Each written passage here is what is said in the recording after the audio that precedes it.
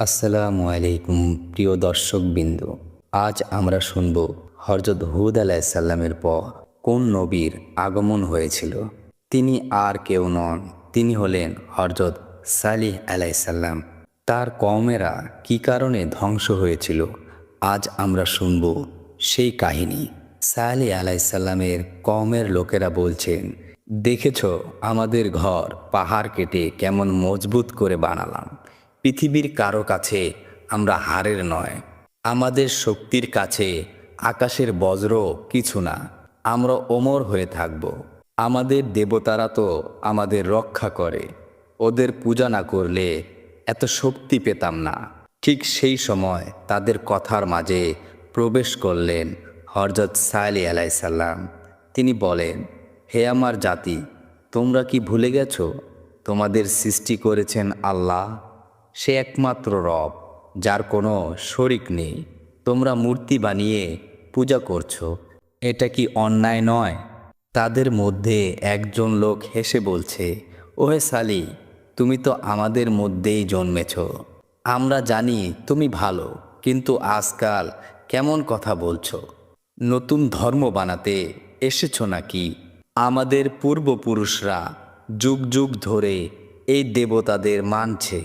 তুমি কি বলছো আমাদের বাপদাদারা ভুল করেছিল? তিনি বলেন, আমি নতুন কিছু আনিনি, আমি তোমাদের ডাকছি সেই রবের দিকে, যিনি আকাশ, জমিন, পাহাড়, তোমাদের প্রাণ সব সৃষ্টি করেছেন। তোমাদের শক্তি তার দান, তোমরা শিরক করো না। লোকেরা আশ্চর্য হয়ে বলেন, আমরা তোমাকে সব সময় জ্ঞানী, বুদ্ধিমান বলতাম, কিন্তু আজ তুমি বলছো এক আল্লাহ ছাড়া আর কেউ উপাস্য নয়। হযরতে সালিহ আলাইহিসসালাম বলেন, হ্যাঁ, তিনিই একমাত্র সৃষ্টিকর্তা, অন্য সব কিছুই মিথ্যা। আমি তোমাদের জন্য আল্লাহর পক্ষ থেকে রাসূল। যদি তোমরা মানো, আল্লাহর রহমত পাবে, যদি অমান্য করো, শাস্তি থেকে কেউ রক্ষা পাবে না। লোকেদের মধ্যে একজন রাগান্বিত হয়ে বলেন, শোনো সালি, তুমি কি চাও আমরা আমাদের দেবতাদের ছেড়ে দেই? অন্য একজন বলে, যদি সত্যি তোমার রব এত শক্তিশালী হয়, তাহলে আমাদের একটা নিদর্শন দেখাও, আমরা তখন বিশ্বাস করব। তিনি বলেন, নিদর্শন দেখানো আল্লাহর ইচ্ছার ব্যাপার, আমি নিজে কিছুই করতে পারি না। যদি তিনি চান, তিনি অবশ্যই তার ক্ষমতার নিদর্শন দেখাবেন। তারা হাসি তামাশা করে বলছেন, বাহানা দিচ্ছ সালি, আমরা প্রমাণ চাই। পাহাড় থেকে একটা উটনি বের করো, যদি তুমি সত্যি আল্লাহর রসুল হও। সেখানকার সবাই বলছে, হ্যাঁ, উটনি চাই, উটনি চাই। পাহাড় ফেটে জীবন্ত উটনি বের হলে তবে বিশ্বাস করব। নবী সালিহ আলাইহিসসালাম বলে, তোমরা কি জানো এই দাবি করে তোমরা কত বড় পরীক্ষা চাইছো? যদি আল্লাহ তোমাদের জন্য উটনি বের করেন, তবে কি তোমরা আল্লাহকে মানবে? তারা বলেন, হ্যাঁ, আমরা মানব, তবে শর্ত হলো উটনি হবে একেবারে বিশাল, গর্ভবতী, দুধ দেবে, যেন আমরা পুরো জাতি সেটা খেতে পারি। সালিহ আলাইহিসসালাম চোখ বন্ধ করে দোয়া করতে থাকলেন, হে আমার রব, তুমি সাক্ষী থেকো, এরা নিদর্শন চায়, তুমি চাইলে অবশ্যই তা ঘটবে।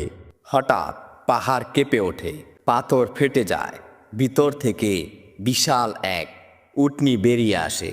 সবাই হতভম্ব হয়ে তাকিয়ে দেখে, তাদের চোখ কপালে উঠে যায়।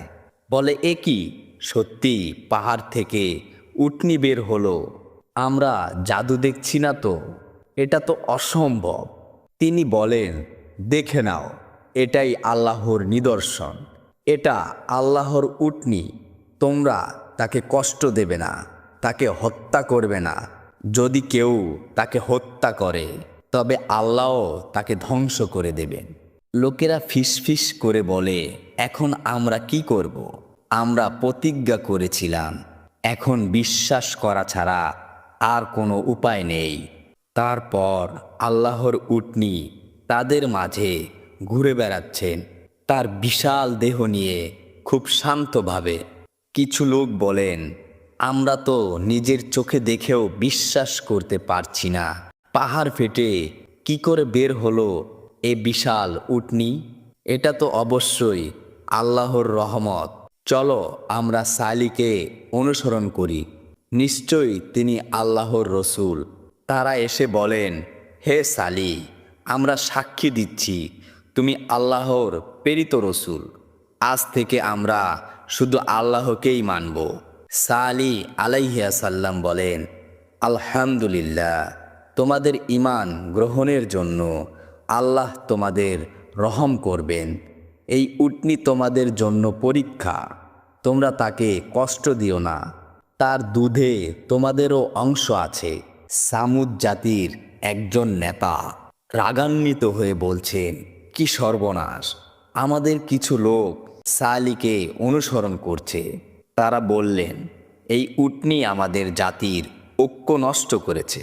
সবাই বলবে সালি সত্যি রসুল, তখন আমাদের দেবতাদের পূজা কে করবে? সালি বলেছিলেন, এই উটনিকে কষ্ট দিলে ধ্বংস আসবে, এজন্য আমাদের চ্যালেঞ্জ করেছিলেন। আমরা কি বসে থাকব?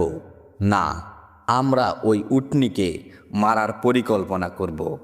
কিছু ঈমানদার লোক একত্র হয়ে বলছেন, উটনি প্রতিদিন আমাদের সবার জন্য দুধ দেয়, এটা তো এক আশীর্বাদ। এটা দেখেও কি এখনো মানুষ অমান্য করতে পারে? একদল কাফের এসে বলেন, হ্যাঁ, দুধ দিচ্ছে ঠিকই, কিন্তু এই উটনি আমাদের জমি নষ্ট করছে, যেখানে যায় ফসল খেয়ে ফেলে।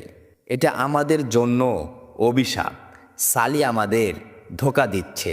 নবী সালি আলাইসাল্লামের কাছে এ কথা পৌঁছে যায়। তখন তিনি সবার উদ্দেশ্যে বলেন, উটনিকে নিয়ে অন্যায় করো না। আল্লাহর শপথ, তোমরা যদি তাকে ক্ষতি করো তবে ভয়ঙ্কর শাস্তি আসবে। তখন কিছু ঈমানদার বললেন, আমরা সালিকে অনুসরণ করব, আমরা আল্লাহকে মানব।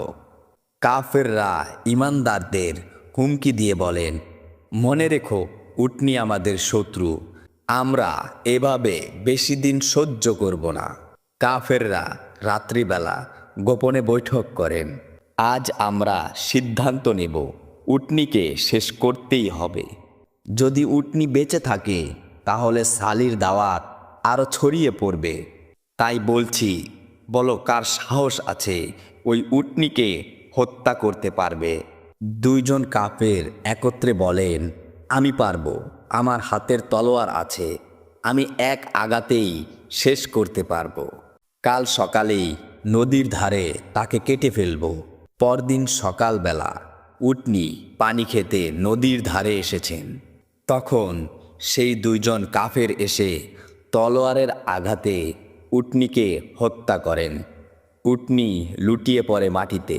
চারপাশে হইচই, ঈমানদারদের কান্নার রোল পড়ে যায়। তারা বলেন, আল্লাহর উটনিকে হত্যা করেছে, এখন আল্লাহর গজব আসবে। নবী সালি আলাইহি ওয়াসাল্লাম এসে বলেন, হে আমার জাতি, তোমরা কি করলে? আমি তোমাদের সাবধান করেছিলাম, আল্লাহর উটনিকে হত্যা করো না, কিন্তু তোমরা শোনোনি। জেনে রাখো, তোমাদের হাতে আর মাত্র 3 দিন আছে, এরপর আল্লাহর শাস্তি নেমে আসবে। কাফেররা উৎসব করেন, হাসতে থাকেন আর বলেন, আমরা দেখব 3 দিন পর কি হয়।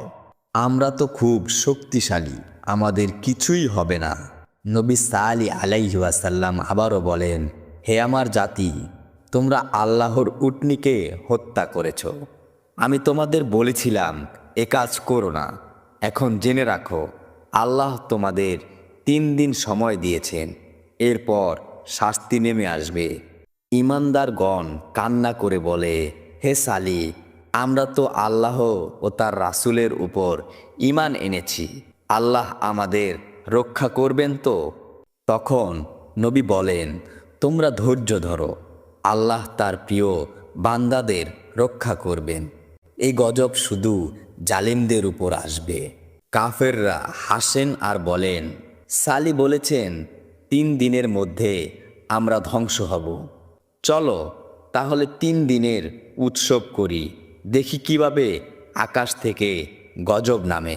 আমরা 3 দিন পর্যন্ত উৎসব করব আর দেখব সালির কথা সত্য হয় নাকি মিথ্যা। ইমানদাররা এসে দেখেন সকালবেলা কাফেরদের মুখ একেবারে লাল হয়ে গেছে। এটাই তো সালিহের কথা ছিল, প্রথম দিন আল্লাহ তাদের মুখ লাল করে দেবেন।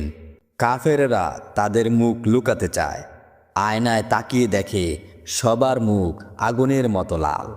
কাফেরদের নেতা বলে, চুপ করো, এটা কেবল এক কাকতালীয় ব্যাপার, কাল আবার সব ঠিক হয়ে যাবে। ইমানদাররা পরদিন সকালবেলা দেখে কাফেরদের মুখ একেবারে হলুদ হয়ে গেছে। ইমানদাররা ভয়ে দৌড়ে গিয়ে সালিকে বলেন, আমাদের অন্তর কাঁপছে।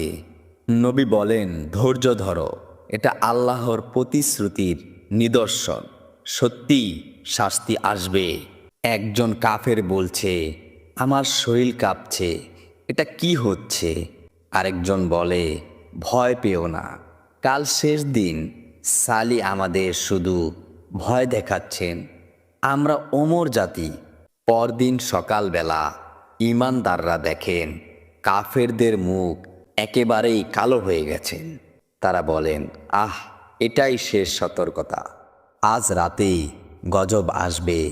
কাফেররা চিৎকার করে বলেন, না না, এটা সত্যি হতে পারে না, আমরা তো সবচাইতে শক্তিশালী জাতি, আমাদের দুর্গ আছে, পাহাড় আছে, শক্তি আছে, কোনো গজব আমাদের ছুঁতে পারবে না। সেদিন রাতেই শুরু হয় আকাশে অদ্ভুত গর্জন, বজ্রপাত, ভয়ঙ্কর শব্দ। ইমানদাররা আতঙ্কে বলেন, হে আল্লাহ, আমাদের রক্ষা করো, এ কেমন শব্দ? সালি আলাইহিস সালাম বলেন, এটা আল্লাহর গজব, তোমরা ঘরে থাকো, আল্লাহর নাম নাও। তখন কাফেররা আতঙ্কে দৌড়াদৌড়ি করছে, মাটি কাঁপছে, পাহাড় ফেটে যাচ্ছে।